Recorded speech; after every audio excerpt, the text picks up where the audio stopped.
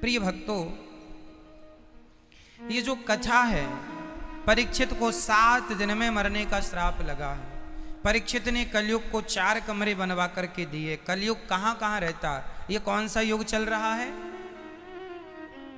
ये कौन सा युग चल रहा है? ये कलयुग नहीं चल रहा। कलयुग चल रहा होगा किसी गली में, किसी मोहल्ले में, वृंदावन में तो अभी देखो सतयुग त्रेता द्वापर ही चल रहा है। कलयुग होगा कहीं घूम रहा होगा। कलयुग के लिए यहाँ कोई स्थान नहीं है। आपको ऐसा लगता है कि आप यहाँ कलयुग में बैठे हैं? कलयुग जैसी फीलिंग आ रही है क्या? सतयुग त्रेता द्वापर जैसी फीलिंग आ रही होगी। क्यों? जहां पीपल की छांव होती है, जहां नीम वट वृक्ष की छांव होती है ना, वहां गर्मी का प्रभाव कम होता है। आप मानते हैं इस बात को कि नहीं? कितनी भी गर्मी हो, 9 तपा चल रहे हो, पर यदि नीम की, पीपल की, वट की छांव, आम की छांव में आप बैठे हैं तो निश्चित वहां टेम्परेचर कम ही होगा, अन्यत्र धूप की अपेक्षा छांव में कम। जहां पीपल की और वट की छांव होती है ना, वहां गर्मी का प्रभाव कम होता है। उसी प्रकार जहां कथा कीर्तन भगवान की चर्चा होती है, वहां कलयुग का प्रभाव कम होता है। जी, ये तो छाया है भगवत कृपा की। अब एक चीज और समझो, जहां एसी होती है, पीपल में तो चलो टेम्परेचर कम थोड़ा होता है, पर जहां एसी होती है वहां तो गर्मी का बिल्कुल प्रभाव 0 हो जाता है। इतना 0 कि आप 9 तपा में, जेठ में, वैशाख में, जून में आपको कंबल ओढ़ना पड़ सकता है यदि आप एसी के आगे हैं तो। क्यों जी? है ना? हाँ या ना? तो जहां एसी है वहां तो बिल्कुल गर्मी का प्रभाव नहीं है। कंबल ओढ़ के सो रहा है आदमी गर्मियों में, क्योंकि एसी महारानी है। जहां एसी है वहां तो गर्मी बिल्कुल 0 हो गई, गर्मी का प्रभाव खत्म। जहां भागवत है वहां कलयुग का प्रभाव 0 हो जाता है, कोई प्रभाव नहीं है कलयुग का। कितनी देर? कलयुग आपको 3.5 घंटे परेशान नहीं करेगा। अब यहां से उठने के बाद फिर वो आपकी अपनी कितनी पहचान है आपकी कलयुग से, कितनी दोस्ती और कितनी दुश्मनी है आपकी कलयुग से। 24 घंटे कलयुग नहीं चलता मैया। जब आपके अंदर सच्चे अच्छे विचार आते हैं ना, तो आपके हृदय में सतयुग आ जाता है, आप सतयुग में होते हैं। जब आपके मन में गंदे गंदे विचार चलने लग जाते हैं, तब मान लेना चाहिए कि आपके अंदर कलयुग महाराज प्रवेश कर गए। इसलिए कहता हूँ, सदा पॉजिटिव रहा करो, सदा अच्छाई से भरे रहा करो, सदा सत्संग कीर्तन किया करो। जब अच्छी चीज़ों से भरे रहोगे तो बुरी चीज़ों को जगह ही नहीं मिलेगी।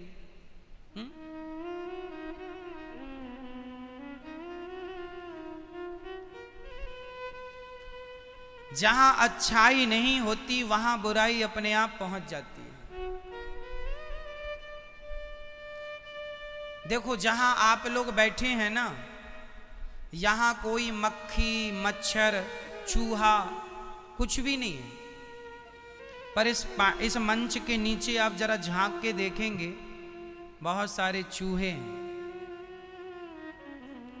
है ना? जहां कोई नहीं होता वहां अपने आप चूहे अपना ठिकाना बना लेते हैं। चूहों को बुलाया नहीं गया, चूहे भाई साहब आ जाओ, ये जगह है, आओ, बुलाया नहीं, बेचारे अपने से आ गए। बस कुल मिला के यही है। आप अपने घर में किसी एक कमरे को ताला बंद कर दीजिए, तो आप धूल को, आप डस्ट को बुलाएंगे नहीं, मकड़ी को बुलाएंगे नहीं, चूहों को बुलाएंगे नहीं, वो अपने आप आके डेरा जमा लेंगे। बस इसी तरह मेरी माँ, जब आपके हृदय में भगवत कृपा सवार होती है, अच्छाई बैठती है, कीर्तन कथा में दिल मन लगता है, तो बुराई कभी आती ही नहीं। जब आप अच्छाई से अपने आप को नहीं जोड़ते तो बुराई तो अपने आप आके बैठ ही जाएगी, बुलाना थोड़ी पड़ेगा। आपका हृदय जरा खाली तो हो अच्छाई से, बुराई तो ताके बैठी है, कब आ जाए हम। इसलिए अच्छे काम सदा करते रहो। ज़्यादा नहीं, 30 मिनट 15 मिनट रोज कीर्तन करो। श्रीमन्नारायण श्रीमन्नारायण श्रीमन्नारायण चरणौ शरणं प्रपद्ये श्रीमते नारायणाय नमः। रोज भगवान का चिंतन करो, रोज भगवान की कथाएं सुनो। इसलिए हम 3.5 घंटे रोज आपको कथा सुनाते हैं कि आप कुछ ना करें, केवल टीवी चालू कर लें या फिर अपना मोबाइल चालू कर लें और कथाएं सुने मन लगा। यूट्यूब पर सुन लें कथा, यूट्यूब पर अनिरुद्धाचार्य जी डाल दें, चैनल आ जाएगा। चैनल को सब्सक्राइब भी कर लीजिए, लाल बटन होगी, क्लिक करके शेयर कर लें और सुनते रहें कथाएं, सब तक पहुंचाएं। 6 मिलियन सब्सक्राइबर्स पूरे होने जा रहे हैं। 59 लाख लोगों का परिवार यूट्यूब पर जुड़ा हुआ है। भारत की जितनी पॉपुलेशन है 135 करोड़, अब तो 40 हो गए। 140 करोड़ में लगभग 105 करोड़ 135 करोड़ की जनसंख्या मेरे देश की है। 135 करोड़ में 105 करोड़ लोग भागवत यूट्यूब पर सुन चुके हैं। इतने 105 करोड़ लोग, 100 करोड़ लोग यूट्यूब पर भागवत सुन चुके हैं। लाखों लोग अभी भी एक्टिव हैं। तो आप भी इस यूट्यूब पर अनिरुद्धाचार्य जी सर्च करें और 100 करोड़ के परिवार से अपने आप को जोड़ें, जहां 100 करोड़ लोग कथा सुनते हैं। चैनल को सब्सक्राइब तो अभी केवल 59 लाख लोगों ने सब्सक्राइब किया है। आप भी कर लें जल्दी से। 6 मिलियन अर्थात 60 लाख सब्सक्राइबर्स पूरे होने जा रहे हैं। तो आप भी चैनल को सब्सक्राइब करके और जुड़े रहें एक अच्छी संगति से। आज कुसंग तो पांव पसारे हर जगह बैठा हुआ है, सत्संग तो कभी कभी कहीं कहीं मिलता है। तो आपको करना क्या है, आप अपने मोबाइल से आप गाड़ी चलाएं, आए जाएं, खाएं पिएं, कुछ भी करें, कथाएं चलने दें, कान में कुछ अच्छी चीज़ ही पड़ेगी। और यदि आपने अपने मोबाइल के द्वारा कथा ना सुनी तो फिर बुरी चीज़ें तो हैं ही ऑलरेडी सुनने के लिए, इसलिए अच्छी चीज़ें। तो कलयुग कहाँ कहाँ रहता है? 4 स्थान: द्यूतम, पानम, स्त्रियः, सूना। कलयुग का पहला ठिकाना है द्यूतम। द्यूतम बोले तो जुआ, जहां जुआ होता है वहां कलयुग। आप में से कोई जुआ तो नहीं खेलता? जुआ नहीं खेलना चाहिए। आजकल के नौजवान बच्चे बहुत जुआ खेल रहे हैं। और आजकल का जुआ खेलने का ढंग क्या है पता है? IPL क्रिकेट का जुआ खेलते हैं, है ना? इस बॉल पर छक्का लगेगा कि चौका लगेगा, इस बॉल पर ये आउट होगा या टिकेगा, इस बात पर भी जुआ खेल लेते हैं लोग। आज के इतना एडवांस जमाना आ गया है। और ये क्रिकेट का जुआ, आज तक सुना आपको कि कोई धन्ना सेठ हो गया क्रिकेट के जुए से? हमेशा लुटे हैं, बर्बाद हुए हैं। भारत में लाखों लोग ऐसे नौजवान बच्चे हैं जो क्रिकेट के जुए से तबाह हो चुके हैं। माँ बाप की सारी संपत्ति बर्बाद कर चुके हैं, केवल एक गलत संगति से, गलत लत से। इसलिए आपसे मेरी प्रार्थना है कि आप अपने बच्चों को गलत संगति से बचाएं। और क्रिकेट, IPL इत्यादि, अब गर्मी सीजन चालू है, लोग IPL देख रहे हैं, 2020 देख रहे हैं। 2020 जो है, आज के नौजवान बच्चों से मैं पुनः सवाल करता हूं आपसे कि आप क्रिकेट देखते हैं, बताइए आपका प्रॉफिट क्या है? क्या फायदा हो रहा है? आप अपने लिए कुछ करें।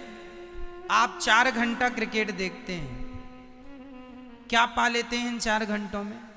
वो 4 घंटे अपने लिए कुछ करते, अपने लिए कुछ सोचते तो आपका विकास होता। क्रिकेट देखने से आपका क्या फायदा, मुझे बताओ?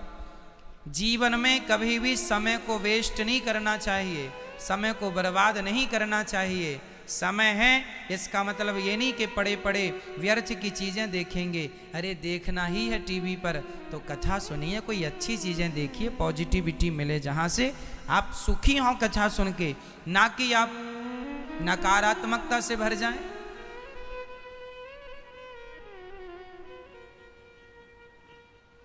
इसलिए हम आपसे कहते हैं अपने आप को व्यर्थ की चीज़ों से दूर रखा करो। मैं कभी क्रिकेट नहीं देखता, कभी कभी जब कोई बड़ा मैच हुआ तो सुन लेता हूं कि भाई कौन जीता, अपना भारत जीता, बस बहुत है। इतना सुन लेने से अपने को तसल्ली मिल जाती है, बाकी देखने में समय बर्बाद नहीं करते। इतना समय हमारे पास नहीं है कि हम 4 घंटा आपको क्रिकेट के लिए दें। 4 घंटे कितने के हैं बताइए? 4 घंटे की कीमत क्या है मेरे नौजवान भाइयों, आप बताओ। 4 घंटे की क्या वैल्यू है बताइए? 4 घंटे में क्या हो सकता है? बिल गेट्स का नाम सुना है? बिल गेट्स 4 घंटे में 4000 करोड़ रुपए कमाने की ताकत रखता है। 4 घंटे में ओनली। 4 घंटे में कितना कमा सकता है वो? 4000 करोड़ ओनली 4 घंटे में।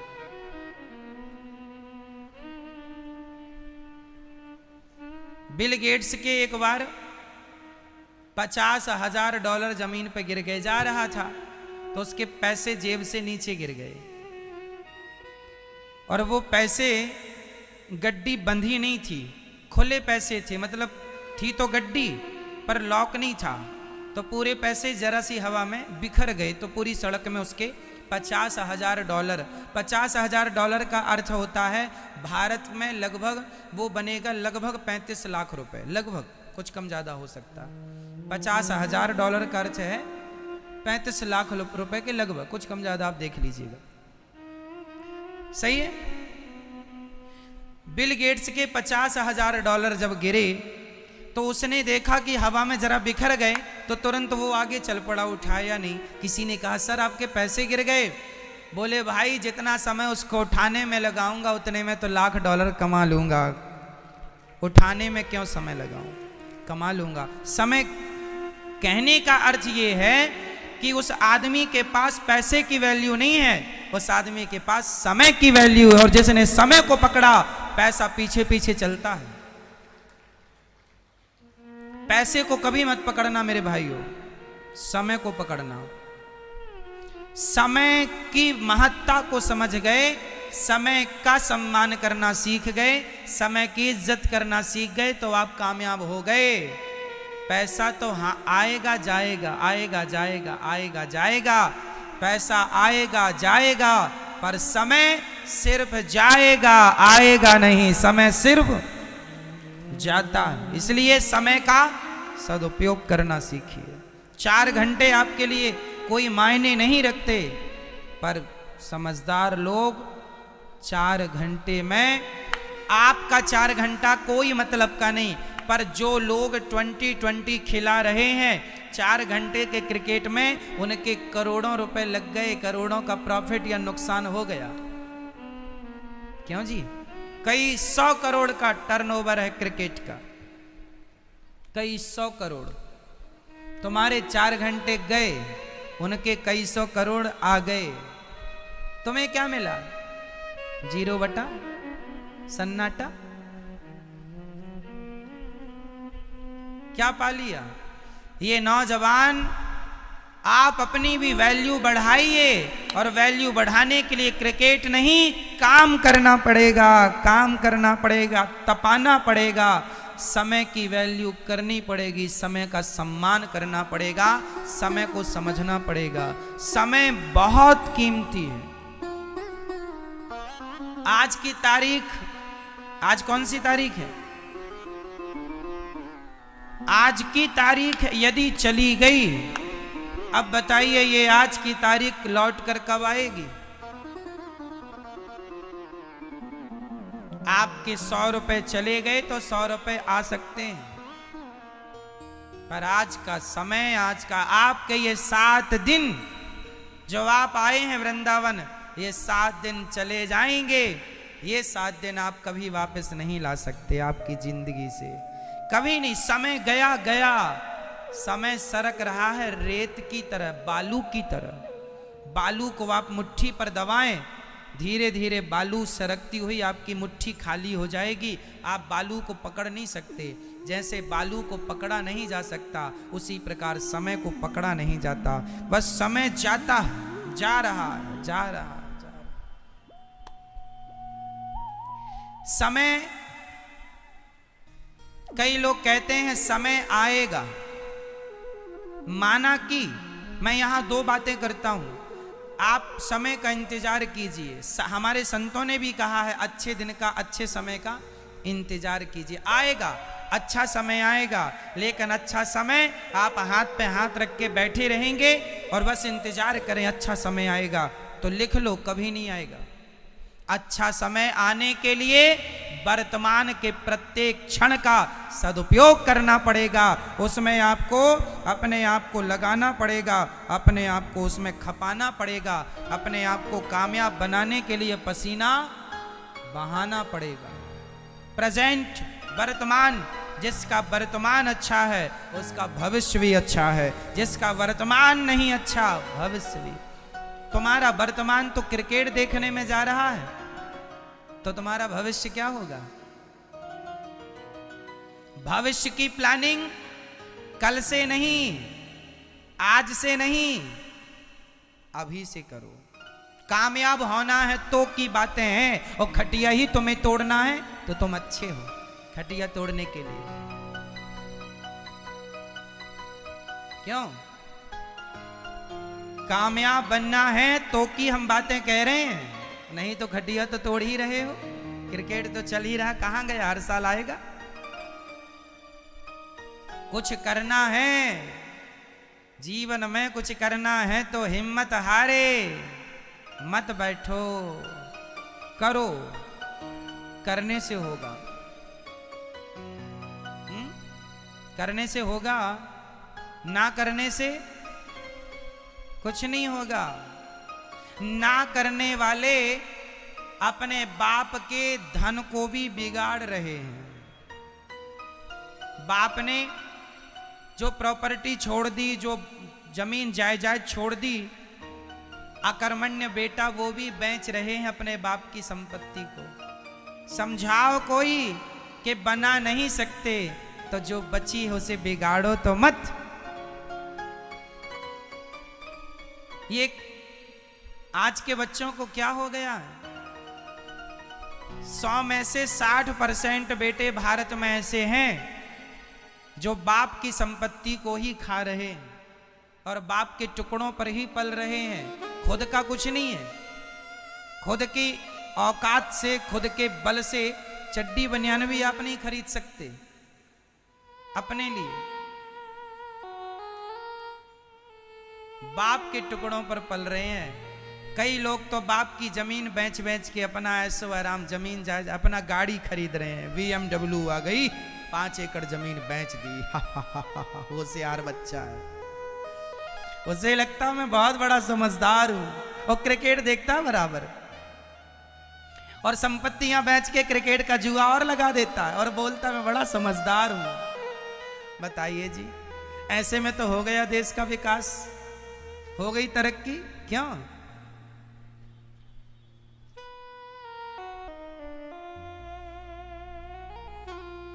क्या बताएं, हमारे देश का ये नौजवान यदि अपने समय का सदुपयोग करने लग जाए तो वो दिन दूर नहीं जब हम अमेरिका जापान को पीछे छोड़ सकते हैं। यदि आपके अंदर योग्यता है तो हम भारतीय अमेरिका और जापान को पीछे छोड़ सकते हैं।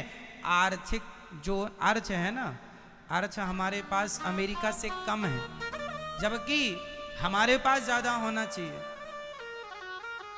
वहां के लोग कर्मठ हैं, हमारे यहाँ अकर्मण्य ज्यादा है। हमारे यहाँ कमाने वाला 1 है और खाने वाले 5,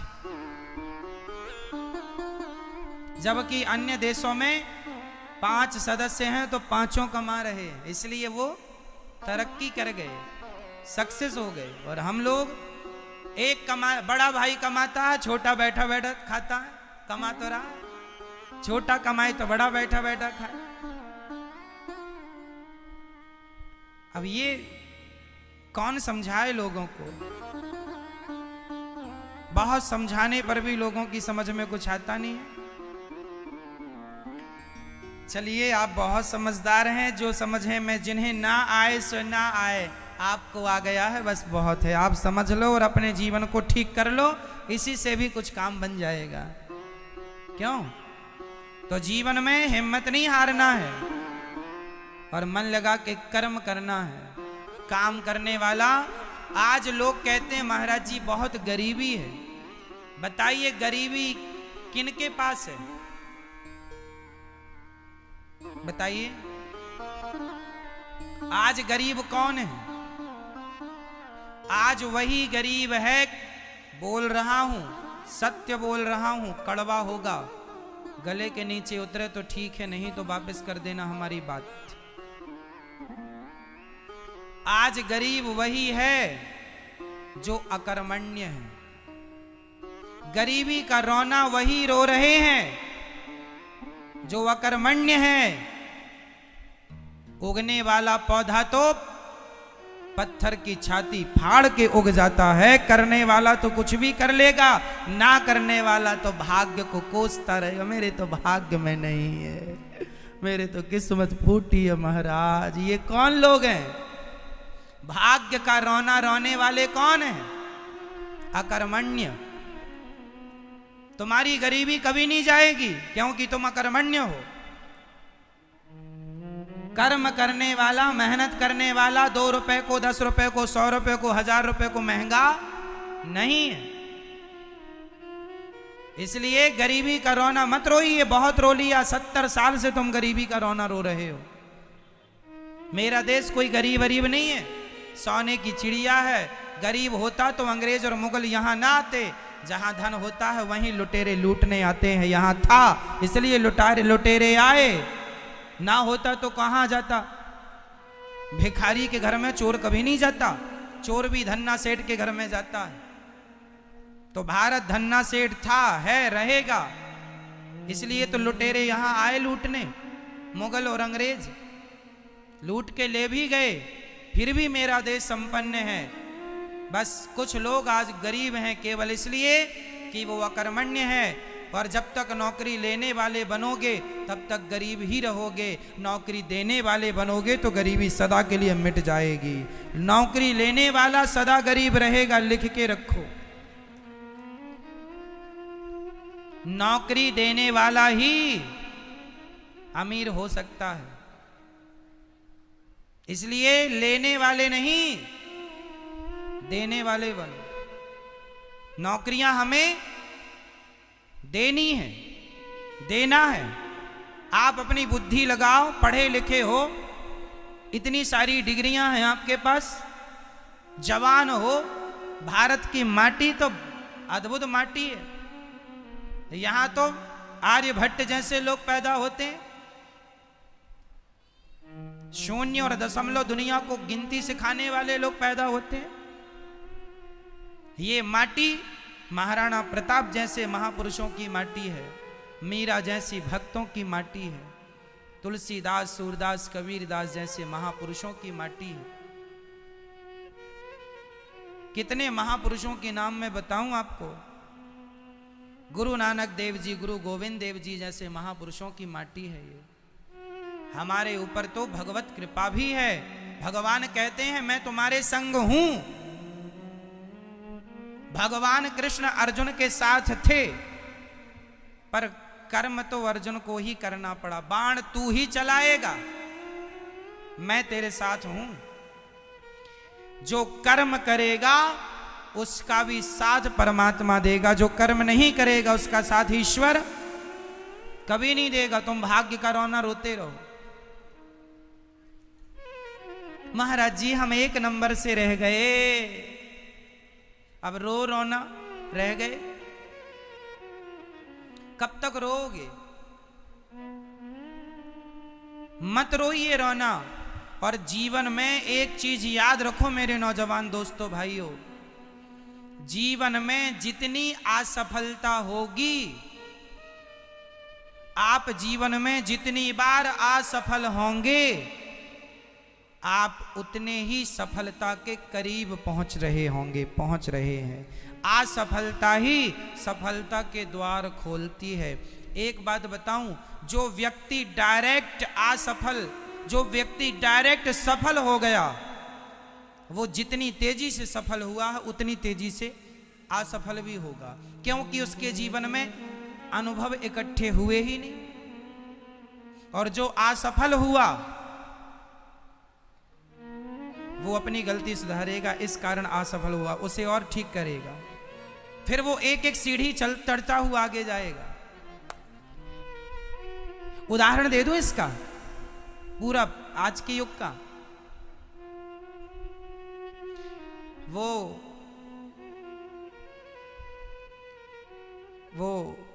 दो लोगों के नाम बताऊंगा, नाम मुझे पता नहीं, आपसे पूछ रहा हूं मैं।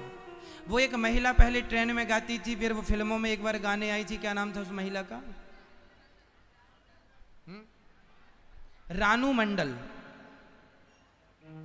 रानू मंडल को आप सबने सुना है, जानते हैं। मैं एक प्रेजेंट की कथा दे रहा हूं आपको। रानू मंडल पहले ट्रेन में गाया करती थी और 2-2 रुपए मांगा करती थी। उसके गाने की किसी ने वीडियो बनाई, फिल्मी दुनिया तक पहुंची, स्टारों ने बुलाया, उसका खूब सम्मान किया, आदर किया, और वो रातों रात स्टार बन गई, रातों रात सक्सेस हो गई।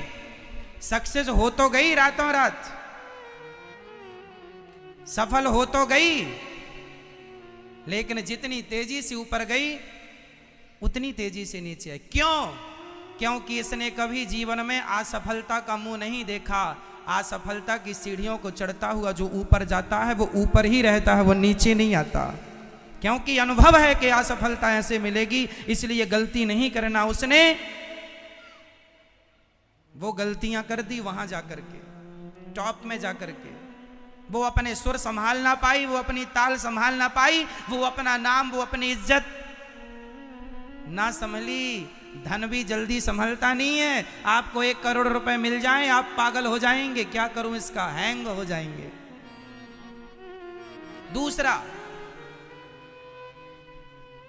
दूसरा पहला रानू मंडल, दूसरा कच्चा बादाम पक्का बादाम।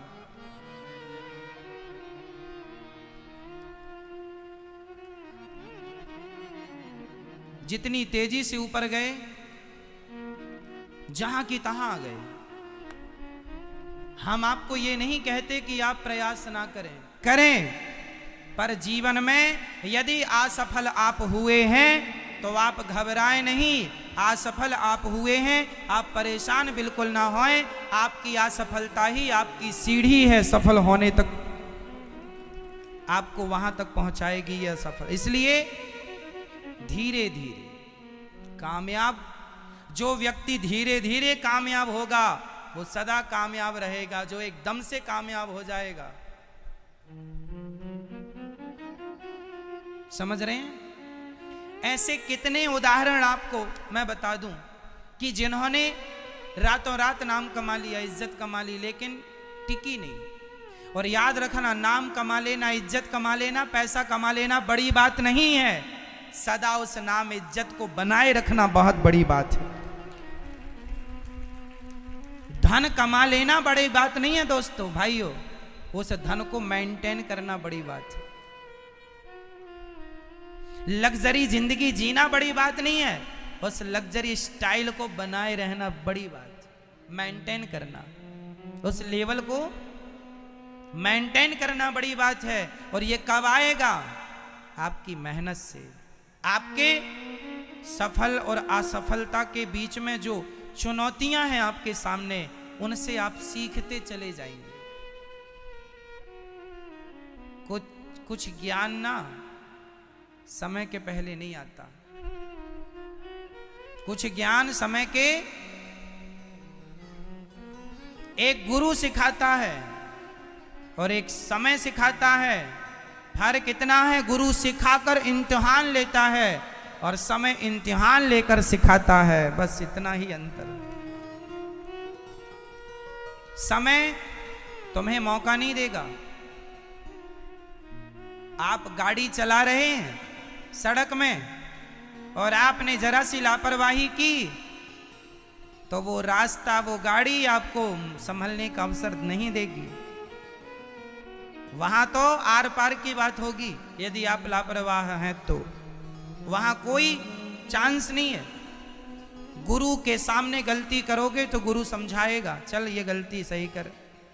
पर रास्ते में, सड़क में गाड़ी चलाने में गलती की तो वहां केवल डिसीजन होगा, निर्णय होगा, वहां पर सिखाया नहीं जाएगा। क्यों जी? सही है। इसलिए समय भी सिखाएगा, पर इम्तिहान लेकर गुरु भी सिखाएगा, सिखाकर इम्तिहान लेगा। बस कलयुग के 4 ठिकाने हैं। पहला द्यूतम, जुआ। जुआ ना खेलना कभी, नहीं तो नाश नहीं होगा, सर्वनाश। समय का दुरुपयोग ना हो, धन का दुरुपयोग ना हो, पद का दुरुपयोग ना हो, नहीं तो बहुत भयंकर परिणाम भोगने पड़ते हैं। समझ रहे हैं ना मेरी मां? समझिएगा। आजकल ज्यादा कमा कमा के जो माँ बाप रख देते हैं ना, ज्यादा कमा कमा के रखने वालों की संतानें ज्यादा बिगड़ती हैं। बच्चों को लगता है बाप के पास है, हमें करने की क्या जरूरत, हमारे पास कोई प्रॉपर्टी की कमी थोड़ी है। मौज करेंगे तो फिर वो करता नहीं है, अकर्मण्य हो जाता है, फिर वो गलत काम करने लगता, जुआ खेलता, बाप की संपत्ति तो है ही, शराब पीता है, नाचने वाली को घर में लाके नचाता है, बाप की संपत्ति तो है, और बाप सब छोड़ के मर और गया, दान पुण्य किया नहीं, तो बेटा उसकी संपत्ति पे लो डिस्को कर रहा है। इसलिए बच्चों को धन मत दो, बच्चों को टैलेंट दो, योग्यता दो। यदि बल दोगे, योग्यता दोगे, संस्कार दोगे तो बहुत कुछ कमा के खाएगा, बहुत कुछ करेगा। और यदि धन दोगे बिगड़ जाएगा। एक बहुत बड़े व्यक्ति का मैंने उसकी हिस्ट्री पढ़ी, उसके बारे में, उसके पास लगभग 20,000 करोड़ की प्रॉपर्टी थी, बहुत बड़ा कारोबारी बिजनेसमैन था, पर उसने पूरी संपत्ति गवर्नमेंट को दान कर दी। लोगों ने कहा आपका तो एक बेटा है, बेटे को आपने कुछ नहीं दिया। उसने कहा जिस टैलेंट से, जिस योग्यता से, जिस काबिलियत से मैंने प्रॉपर्टी बनाई, धन कमाया, वो टैलेंट बच्चे को दे दिया है। वो टैलेंट देने के बाद अब वो चाहे तो 1,000 करोड़ की, 50,000 करोड़ की संपत्ति बनाए, बन सकती है, क्योंकि वो टैलेंट ही ऐसा है। टैलेंट दिया है, धन देने की जरूरत नहीं। धन दूंगा कुछ नहीं करेगा ये। इसलिए टैलेंट देना, योग्यता देनी है। बच्चों को 1-1 रुपए की वैल्यू समझाया करो मेरी माँ। 1 रुपए, आजकल बच्चों को ये नहीं पता होता 100 रुपए कैसे आते हैं। उसको तो लगता बाप से कहेंगे पापा 1,000 रुपए दो, तुरंत जेब से निकाल के दे देंगे। उसे ये नहीं पता कि 1,000 रुपए कमाने में पसीना कितना बहाना पड़ता है। और यही बच्चे फिर पैसे की वैल्यू ना समझ के गलत रास्तों पर जाते हैं। मेहनत का पैसा होगा आदमी समझ के खर्च करेगा, फोकट का होगा तो ऐसे ही उड़ा देगा। हाँ या ना? आप लोग कमाते हैं कुछ के नहीं, कि बाप के टुकड़ों पे पल रहे हैं? क्यों? अपना कमाया करो, अपना खाया करो। बाप की रोटियां भी नहीं खानी चाहिए। अब बड़े हो गए हो, समझदार हो गए हो, 25 साल का हो गया छोरा, अब अपने से कमाओ, खाओ। हम 17 साल की, 16 साल, जब 16 साल के थे तब आखिरी बार हमने अपने पिता से कुछ पैसे मांगे थे। 16 साल में मेला देखने के जाना था तो मांगे थे 5 रुपए, दिया था 2 रुपए पिताजी ने। 2016 में नहीं, सॉरी 2016 में नहीं, जब हम 16 साल के थे, जब हम 16 वर्ष के थे तब की ये बात है। तो आज से घटा दीजिए आप, लगभग 15 साल घटा दीजिए, है ना। हमने पिताजी से 16 साल की, 15-16 साल की आयु रही होगी, गांव में मेला लगा था, मांगे थे 5 रुपए दीजिए, झूला झूलना है, 5 रुपए नहीं 2 रुपए पकड़ा दिया। बस वो मेरा 2 रुपए आखिरी था पिताजी से मांगना 16 साल की उम्र के बाद। उसके बाद आज तक मैंने अपने पिताजी से 1 रुपए नहीं लिया। जो बना है सेवा करता हूं बस। जीवन में आपको सेल्फ डिपेंड बनना पड़ेगा। बाप के टुकड़े कब तक चबाओगे, कब खाओगे, कब तक खाओगे? पिता की संपत्ति, पिता से कहो आप अपना दान पुण्य करो। हम में बाल बल होगा, हमारी भुजाओं में, हमारी नाड़ियों में, नसों में कोई पानी थोड़ी भरा है।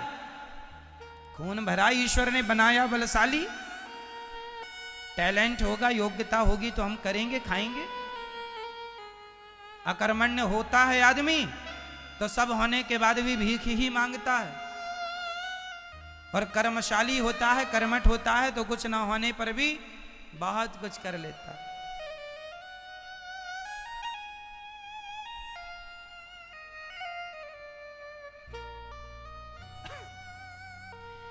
जीवन में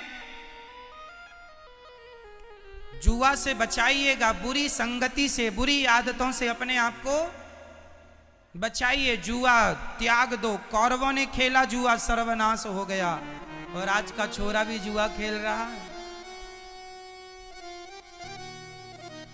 समझाओ इन बच्चों को। अब देखो हम इतनी बढ़िया बात बता रहे हैं आपको, तो आज के बच्चे कहते हैं बाबा लोग तो ढोंगी हैं, और वो क्रिकेट में जुआ लगा लगा के अपना नाश कर रहे हैं। अरे वो तो अच्छे सुपर स्टार हैं, ओ छक्का गया इतनी बड़ी मूर्खता कहां देखने को मिलेगी? क्या पाया तुमने? जुआ खेलोगे सर्वनाश। कलयुग का दूसरा ठिकाना पानम। शराब पियोगे सर्वनाश होगा। शराब ना पीना। बताइए, आप किसी का विनाश करना चाहते हैं, शराब उसको पिलाना स्टार्ट कर दीजिए, अपने आप अर्शों पर रहने वाला फर्शों में आ जाएगा। यदि शराबी हो गया तो शराब पीने वाला कभी सक्सेस नहीं हो सकता। शराब पीने वाला जीवन में कभी तरक्की नहीं कर पाएगा। इसलिए हाथ जोड़ के कहता हूं, शराब ने किसी का घर बसाया नहीं है, बल्कि बसाए हुए करोड़ों घरों को उजाड़ा है। इसलिए शराब नहीं पीनी चाहिए। आज देखिए जरा विडंबना कि बंबई के जो फिल्मी स्टार लोग हैं, बॉलीवुड के लोग हैं, इन्होंने कह दिया शंकर जी के ऊपर दूध मत चढ़ाओ, गरीबों में बांटो। हमने कहा चलो भैया बांटेंगे गरीबों में। शंकर जी के ऊपर दूध ना चढ़ाओ, इसके लिए पिक्चर बना दी बॉलीवुड वालों ने।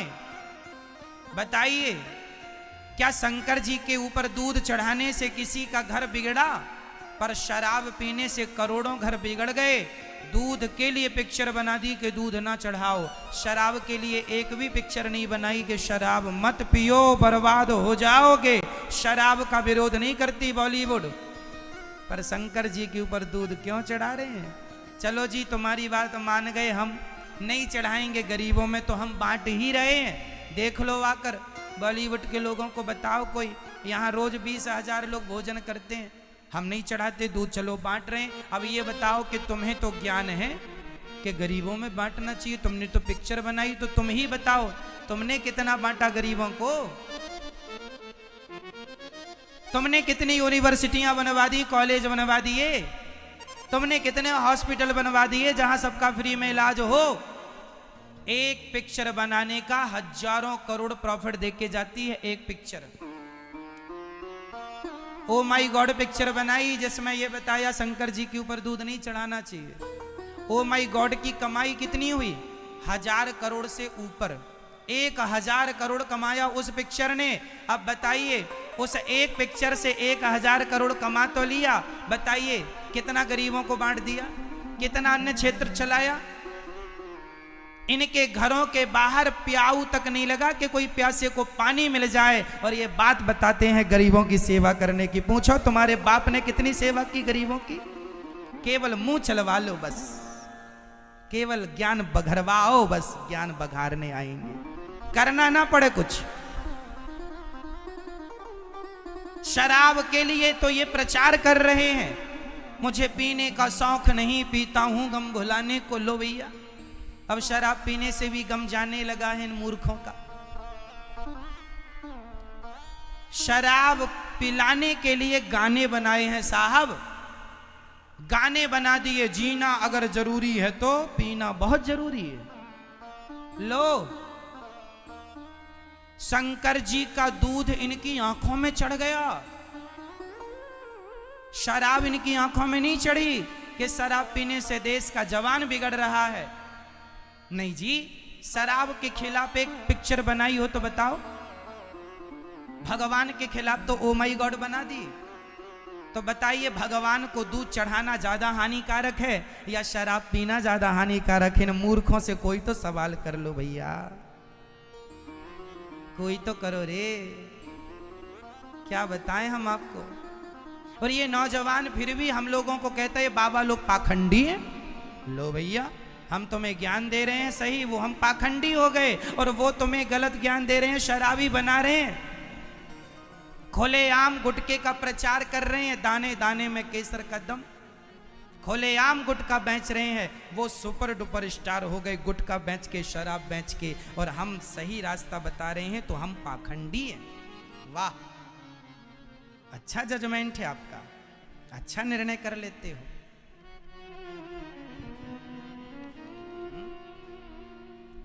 यही संस्कृति हिंदू धर्म आज इसलिए पीछे है क्योंकि यहां सत्य का साथ देने वाले लोग नहीं। आप अच्छी बताएंगे, अच्छी बातें कहेंगे, आपको ही दुनिया गलत ठहरा देगी। और बुरे लोग वो अपनी बहू के संग कजरारे कजरारे कर रहे हैं तो सुपर डुपर स्टार हो गए, अपनी बहू के संग कर रहे हैं कजरारे कजरारे। हाँ या ना? हमारे देश की यह संस्कृति नहीं है कि एक ससुर अपनी बहू के संग कजरारे कजरारे करने लग जाए। ये भारत है, यहां क्या है? संस्कार है। लेकिन ये बॉलीवुड के लोगों ने सारे संस्कार नष्ट कर दिए, फिर भी देश ने उन्हीं को सुपर डुपर स्टार बनाया है। कितना बड़ा दुर्भाग्य है ना। वो नंगा नाच नाचे वहां पर तो वो सुपर डुपर स्टार, और हम संस्कार की यहां बातें करें तो हम बाबा लोग पाखंडी हैं, ढोंगी है, लूट रहे हैं लोग। वाह,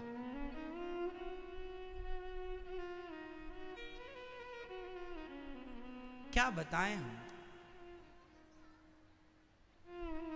बड़ी विडंबना है। खुद की औलादें, इन्होंने एक पिक्चर बना दी संतों को बदनाम करने के लिए।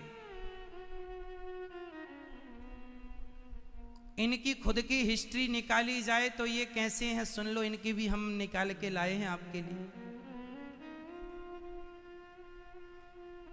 खुद की औलाद चरस खा रही है, अफीम बेच रही है। देखा आप लोगों ने? अभी टीवी पर सुना था, खुद की औलादें अफीम चरस खा पी रही हैं, बेच रही हैं, और ये ज्ञान दे रहे हैं या ज्ञान बघार रहे हैं? इनका जरा इतिहास उठाकर देखना कि इनका चरित्र कैसा है, कैरेक्टर कैसा है, इनके चरित्र कितने अच्छे हैं। अब क्या क्या बताएं हम आपको।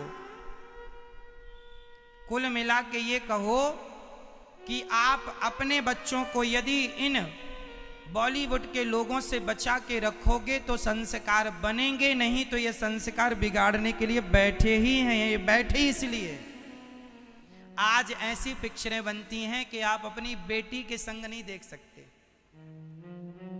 एक माँ अपने जवान बेटे के संग आज की पिक्चरें नहीं देख सकती, और ये कह रहे हैं शंकर जी को दूध क्यों चढ़ा रहे हो, गरीबों में बांटो।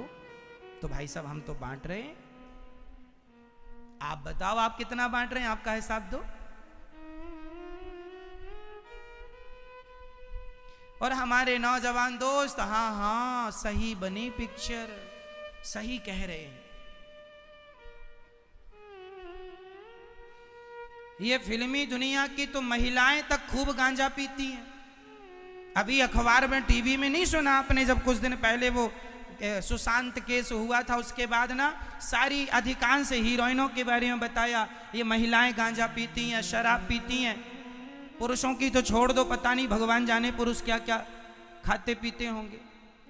इनकी ये जिनको आप हीरोइन कहते हैं वो गांजा, चरस, अफीम, शराब, इनसे पवित्र तो हमारे यहाँ की काम करने वाली, झाड़ू पोंछा लगाने वाली, काम वाली बाई बहुत बड़ी चरित्रवान है। इन लोगों से हमारे देश की काम वाली बाई भी इनसे करोड़ गुना, लाख गुना सुंदर है, पवित्र है, गंगा की तरह। और आजकल तो आदमी चमक में दौड़ रहा है। चलिए, सनातन संस्कृति पर, सनातन पर कितना बड़ा आघात कर रहे हैं ये लोग, आपको पता ही नहीं। सनातन धर्म के सबसे बड़े दुश्मन यदि कोई हैं तो ये बॉलीवुड के वो लोग हैं जो उल्टी सीधी पिक्चरें बना बना के हमारे सनातन धर्म के युवाओं को भड़का रहे हैं, उल्टी सीधी रास्ता दिखा रहे हैं।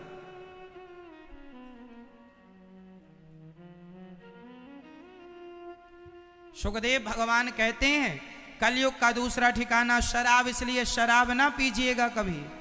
द्यूतम पानम स्त्रिया, कलयुग का तीसरा ठिकाना चरित्रहीनता है, इसलिए चरित्र का विशेष ख्याल रखिएगा। चौथा है मांस। आप में से कितने लोग अंडा मुर्गी खाते हैं? खाते हैं अंडा? भैया खाती हो? मुर्गी कौन खाता है? अंडा मुर्गी ना खाया करो मेरी माँ। भगवान ने खाने के लिए सुंदर सुंदर दाल चावल सब्जी रोटी दे रखी है, अच्छी अच्छी चीजें दे रखी हैं, खाने के लिए वो खाया करो। 56 भोग खाया करो। अपने स्वाद के लिए किसी की हत्या कर देना, बताइए क्या ये इंसानियत है? यही धर्म है क्या? इसलिए अपने स्वाद के लिए एक मरी हुई मछली को क्या हम जीवित कर सकते हैं? जब मरी हुई को हम जिंदा नहीं कर सकते तो जिंदा को मारने का अधिकार हमें किसने दिया? इसलिए कदापि ये पाप ना करें, ये दंड हमें भोगना पड़ेगा। शुद्ध शाकाहार करें, अच्छे काम करें, अपने देश के लिए काम करें, है ना, जोड़ने का काम करें समाज को, देश को। तोड़ने का काम आपसे ना हो। हम जीव मात्र की रक्षा करें, हम भक्षक ना बने। ये पशु पक्षी भी हमारे ही तो हैं, ये चींटियां हमारी हैं, ये मछलियां हमारी हैं। क्यों अपने स्वाद के लिए मारे? सबके अपने अपने तर्क होते हैं साहब, इसलिए हम तो बस आपसे कहेंगे गलत रास्ता ना चुनिए, दंड मिलना है। जैसा करोगे वैसा भरोगे। आप किसी को मारोगे तो आप भी उसी की तरह फिर मरोगे। ईश्वर के घर देर है। सुखदेव भगवान कहते हैं वरीयाने सते प्रश्न क्रतो लोकहितं नृप आत्मवित् सम्मतः पुंसां श्रोतव्या दिशु यः परः निद्रया ह्रियते नक्तं व्यवायेन च वावयः दिवाचार्थे हया राजन् कुटुम्बभरणेन वा। निद्रया ह्रियते नक्तं, हमें कम सोना चाहिए, ज़्यादा से ज़्यादा अपने लक्ष्य के लिए आगे बढ़ते रहना चाहिए। उठ जाग मुसाफिर भूर भई, अब रैन कहाँ तू सोबत है। जो सोबत है वो खोबत है, जो जागत है वो पाने के लिए जागना पड़ेगा और खोने के लिए सो जाइए। इसलिए ज्यादा मत सोया करो। तस्मात् भारत सर्वात्मा, सब में ईश्वर का दर्शन करो और अधिक हाय हाय नहीं करना चाहिए। जीवन में आनंद चाहते हो तो हाय हाय से अपने आप को दूर रखो। ये भी मिल जाए, ये भी मिल जाए, ये ना जी। सबसे बड़ा धन क्या है, कौन बताएगा? गौधन, गजधन, बाज धन और रतन धन खान, जब आवे संतोष धन, सब धन धूरी समान। सबसे बड़ा धन है संतोष का। इसलिए जितना ईश्वर ने दिया है उसमें क्या करना चाहिए? संतोष। बहुत है हमारे पास, जो दिया है बहुत। नमक रोटी खाओ तो भी ईश्वर ने बहुत दिया है, ये सोच के खाओ कि हम इस लायक भी नहीं थे, अच्छा खा रहे हैं। जो है जितना है खुश रहो। चीराणि किम पथि न संति दिशन्ति भिक्षाम नैवांघ्रिपाः परभृता सरितोपशुष्यन् रुद्धा गुहा किमजितो वपिनोपसन्नान् वतिनोपसन्नान् कस्माद् भजन्ति कवयो धन दुर्मदान धान। जब भगवान ने खाने पीने को बढ़िया दिया, पहनने को कपड़े फटे चीथड़े मिल जाते हैं तो अच्छे अच्छे कपड़ों का संग्रह क्या, खाने पीने को जो मिल जाए तो अच्छे भोजन का संग्रह क्या। कुल मिला के परमात्मा का चिंतन करना चाहिए और भगवान का ध्यान करना चाहिए।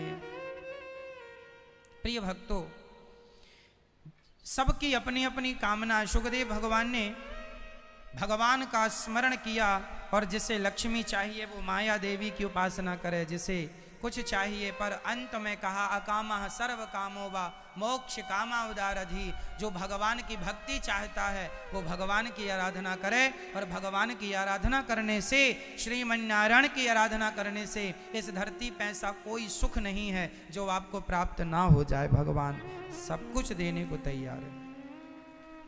सुखदेव भगवान ने नमः परस्मै पुरुषाय भूयसे सदुद्भवस्थान निरोध लीलया गृहीत शक्ति तृतयाय देहिना मंतर भवायानुपलक्ष्य वर्तमने। भगवान को स्मरण किया और भगवान के सुंदर से स्वभाव का स्मरण करने लगे। भगवान श्रीमन नारायण ने ब्रह्मा जी को प्रकट किया और ब्रह्मा जी ने चतुश्लोकी भागवत भगवान नारायण ने सुनाई। अहमेवासमेवाग्रे नान्यद यद सदसत परम पश्चादहम यदे तच्च यो वसिष्येत सोस में हम। इस धरती पर जब कुछ नहीं था तब भगवान श्रीमन नारायण थे। जब सब कुछ है तो भी भगवान है, जब कुछ नहीं रहेगा तो भी एक ईश्वर रहेगा। बताइए इस धरती पर आपके हमारे सबके रूप में कौन है? एक ही सत्ता है, केवल कृष्ण। आभूषण बनने के पहले सोना क्या था बताइए? जब सोने की चूड़ी नहीं थी, जब सोने की बाली नहीं थी, सोने का हार नहीं था, तब ये सोने का हार जब नहीं था तो क्या था? तो सोना ही था। सोना ही सोने का हार बन गया, सोना ही सोने की चूड़ी बन गई। चूड़ी के पहले भी सोना था और आप चूड़ी को भट्टी में डाल दो तो चूड़ी खत्म हो जाएगी पर सोना खत्म नहीं होगा, क्योंकि सोना ही सत्य है। उसी तरह जब कुछ नहीं था संसार में, एकमात्र श्री कृष्ण थे, एकमात्र भगवान नारायण थे। जब सब कुछ है तो भी नारायण, चूड़ी है तो भी सोना है और चूड़ी नहीं रहेगी तो भी सोना रहेगा। घड़ा है तो भी मिट्टी है और घड़ा टूट जाएगा तो घड़ा टूटेगा, मिट्टी नहीं टूटेगी। संसार बिगड़ेगा, भगवान नहीं बिगड़ता, क्योंकि भगवान तो घड़े की माटी की तरह। संसार बनता बिगड़ता रहता पर परमात्मा तो एक है, वो बिगड़ता नहीं है। तो ईश्वर सत्य है।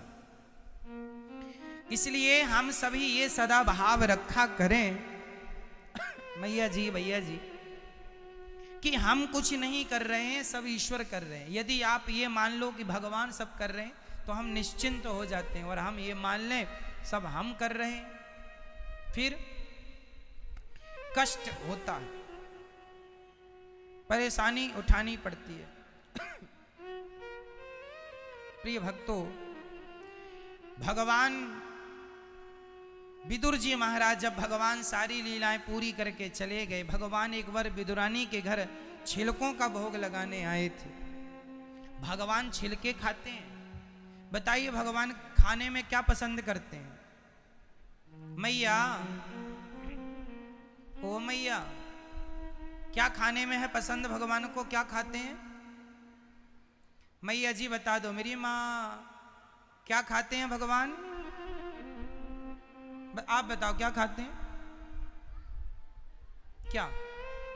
गम? क्या खाते हैं? क्या? प्याज?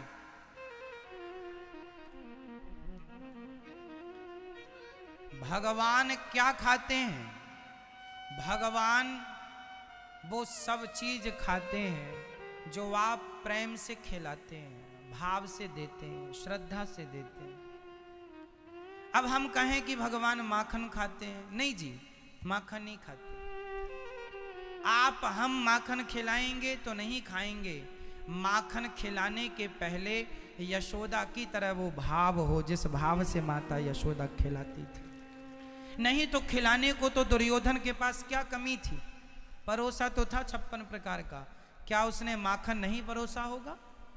परोसा था, माखन भी था उसकी थाली में। जब 56 भोग परोसा था, माखन के भूखे थे तो खाने लग जाते दुर्योधन के घर का माखन? नहीं, माखन खाएंगे जरूर, पर दुर्योधन के हाथों से नहीं, माँ यशोदा के हाथों से। खिलाने वाला यदि माँ यशोदा की तरह प्रेमी है तो खाएंगे माखन। खिलाने वाला विदुरानी की तरह है तो छिलके भी खाएंगे। खिलाने वाली शबरी है तो जूठे बेर भी खाएंगे। और खिलाने वाला दुर्योधन है तो 56 भोग भी नहीं खाएंगे। तो भगवान क्या खाते हैं? जो खिलाओ सब खाएंगे, पर खिलाने के पहले आपके हृदय में विदुरानी जैसा, सबरी जैसा, माँ यशोदा जैसा भाव हो, प्रेम हो, तो ग्रहण है, वरना ग्रहण नहीं है। भगवान कोई वस्तु के भूखे नहीं है।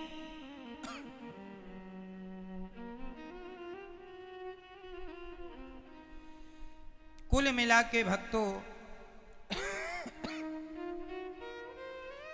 आज भगवान विदुरानी के घर गए। दुर्योधन की मेवा त्यागी, साग विदुर घर खाई, सबसे ऊंची प्रेम सगाई। 56 भोग ग्रहण नहीं करते, विदुरानी के छिलके खाते हैं। और जब विदुर जी 56 भोग लाते हैं तो कहते हैं, काका जी, जो स्वाद मुझे इन छिलकों में आ गया वो आपके 56 भोग में नहीं है। क्योंकि भाव का भूखा हूं मैं, भाव ही एक सार है। भाव से भजले मुझे तो भव से बेड़ा पार है। मैं भाव का भूखा हूं, मैं वस्तु का भूखा नहीं हूं। वस्तु की चाहत नहीं है हमें तो भाव की चाहत। इसलिए सच्चा प्रेम करना सीखो मेरी माँ। भगवान प्रेम के भूखे हैं, राम ही केवल प्रेम प्यारा, जान ले ये जो जान निहारा।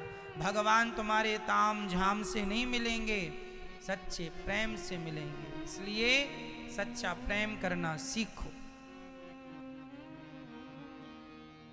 भगवान जब चले गए, विदुर जी मैत्रेय जी से कहते हैं कि बताइए भगवान सृष्टि क्यों करते हैं? बोले भगवान अपने आनंद के लिए सृष्टि रचते हैं। और भगवान जब विदुर जी ने प्रश्न किया, सुखाय कर्माणि करोति लोको नतैः सुखम वान्यदुपारवं वा विन्देत भूयस्तत एव दुःखम यदत्र युक्तम भगवान वदेन। सारी दुनिया सुख का प्रयास करती है, पर मिलता क्या है? दुख। हर दुनिया में हर व्यक्ति सुख चाहता है, बट मिलता दुख है। क्यों क्यों दुखी है? कारण है। हर व्यक्ति दुखी इसलिए है क्योंकि उसकी बहुत सारी इच्छाएं, कामनाएं हैं। यदि कामनाएं मिट जाएं, इच्छाएं मिट जाएं तो आप तो सुखी हैं ही। इच्छाओं ने परेशान कर रखा है। चाह गई, चाह जी से लगी जी जरा हो गया, चाह हरि से लगी जी हरा हो गया। चाह इनकी हमें हरदम चाहिए, और अगर ये चाहें हमें तो फिर क्या चाहिए? भगवान चाहें तो क्या चाहिए? चाह चमारी चूहरी सौ नीचन सौ नीच, मैं तो पूर्ण ब्रह्म था चाह न होती बीच। सोचिए कि आपके अंदर कोई इच्छा ना हो, कोई चाह ना हो, कोई कामना ना हो, तो बताइए फिर आप क्या हो जाएंगे? आप स्वयं भगवान हो जाएंगे। यदि आपके अंदर कोई कामना, कोई इच्छाएं ना हो तो आपको गुलाम किसने बना रखा है? आपकी इच्छाओं ने। इसलिए जिसकी जितनी इच्छाएं हैं वो उतना दुखी है, और जिनकी जितनी कम इच्छाएं हैं वो उतने सुखी हैं। इसलिए इच्छाओं का अंत कर दो, दुखों का अंत तो यूं ही हो जाएगा। आपके दुख का कारण क्या है? एक पत्नी बड़ी अच्छी थी, अपने पति के संग आनंद से थी, तभी पत्नी के अंदर एक इच्छा आ गई। किसको देख के? पड़ोसन को। पड़ोसन ने देखा, पड़ोसन को देखा, उसने बहुत बड़ा रानी हार पहन रखा है। तो घर आई तो दास मुंह फुलाए बैठी। पति ने बोला, आज क्या तेरा मुंह फुला है? सवेरे तक तो अच्छी थी, क्या हो गया? बोले, पड़ोसी मैं, पड़ोसन को ना उसके पति ने रानी हार दिया है 3.5 लाख का। हमें कब दोगे? हमें? पति ने कहा, कोई बात नहीं, उनके पास है, हम लोगों की स्थिति नहीं है इस प्रकार की। हाँ? कोई बात नहीं, स्थिति नहीं है, जब आएगा मिलेगा। नहीं, हमें तो लाओ, कहीं से लाओ। कहां से लाए भैया? आप ऑलरेडी खुश थी मेरी माँ, पर जब से आपके अंदर ये इच्छा का कांटा चुभ गया ना, तब से ये बार बार चुभे जा रहा है। हमारे काश हमारे पास भी होता। नींद नहीं आ रही है, बस पड़ोसन दिखाई पड़ रही है, उसका चमकता हुआ रानी हार दिख रहा।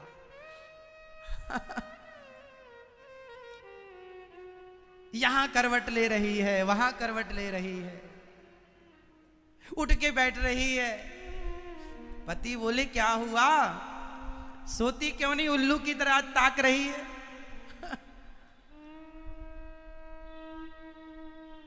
क्या करें, ये इच्छा का कांटा जो चुभ गया है। इसलिए कहता हूं, आप अपनी चिंताओं को मिटाना चाहें तो कुछ ना कीजिए, सिर्फ अपनी इच्छाओं को मिटा दीजिए, अपने आप सब आनंद होगा। और इच्छाएं सुनो, जो धन होता है ना मैया, धन के पीछे कभी भागने की जरूरत नहीं है। ये मेरा जीवन का अनुभव है, शास्त्र भी इसका सपोर्ट प्रमाण कर रहे हैं इस बात को, कि जो आपके भाग्य का है वो आकर ही रहेगा। जो भाग्य में नहीं है, आप लाख प्रयास कर लो, नहीं मिलता। भाग्य में जो है, भाग्य मीन्स हमने जो अच्छे कर्म किए हैं आज, यही अच्छे कर्म कल के लिए भाग्य बन जाएगा। जो पिछले जन्म में हमने अच्छे किए वो आज मिल रहा है, जो पिछले जन्म में बुरा किया वो भी आज मिल रहा है। अच्छे का अच्छा, बुरे का बुरा। और जो आज कर रहे हैं हम सब लोग, ये हमारे कल के लिए सेविंग चल रही है, कल के लिए। तुम्हारे भाग्य में जितना है धन, किसी के भाग्य में 1 एकड़ का खेत है, किसी के भाग्य में 10 एकड़ है, किसी के भाग्य में 100 एकड़ है, कोई की 1 फैक्ट्री है, कोई की 10 फैक्ट्रियां, कोई महीने का 10,000 कमाता है, कोई महीने का 50,000, कोई महीने का लाख, कोई 5 लाख, कोई 50 लाख। मतलब सब एक सा नहीं कमाते। क्यों?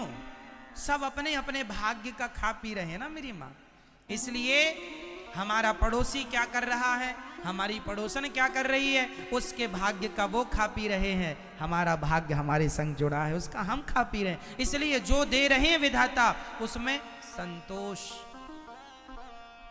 कामनाएं नहीं। चलो आपके पास करोड़ है, भगवान आपको खूब दें, हमारे पास आपके महल अटारी हैं, कोठी बंगले हैं, हमारी घास की झोपड़ी है, हम खुश वहां रहें, क्योंकि हमारे भाग्य में जो मिलना था वो मिला है। ईश्वर से प्रार्थना करो भगवान सबको दें, सबको दें, सब खुश रहें, भगवान की कृपा पर भी होगी। आप कई लोग ना जलने लग जाए, अरे उनके महल बन गए, हमारी तो झोपड़ी ही, हमारे घरों में तो खप्पड़ लगे हैं। खप्पड़ जानते हैं?